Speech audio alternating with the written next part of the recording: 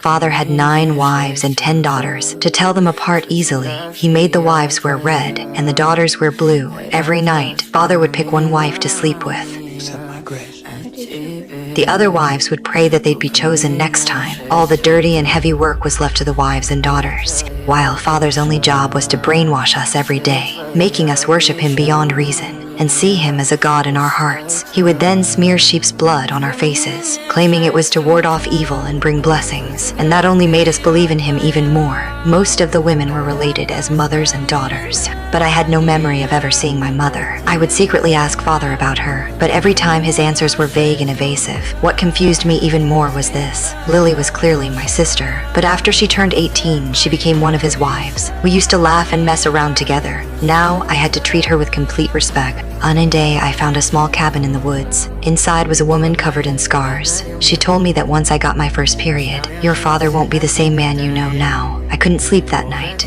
I turned and looked out the window. Another older sister was about to have her 18th birthday coming-of-age ceremony. I was curious what the ceremony was like, but then I saw Father doing something shameful with her. That image stayed with me and pulled me deep into my thoughts. Was that the coming-of-age ceremony I'd have to go through when I grew up? But that same night, I stumbled onto a huge secret. Father was talking to someone else. It turned out the forest reserve didn't allow people to live there. The police had ordered Father to leave immediately.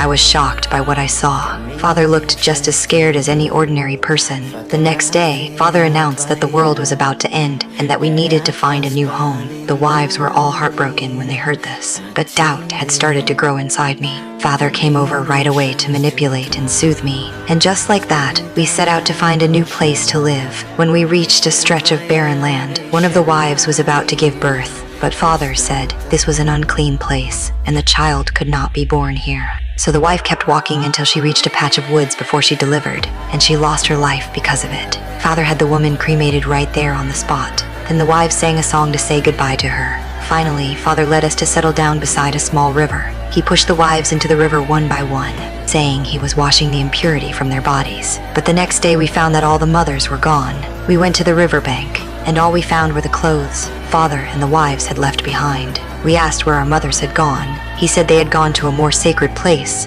and he told the daughters to become his wives. But I no longer believed a word he said. Father slapped me hard across the face, and I hit him right back without hesitation. Then I led my sisters and killed that monster of a father.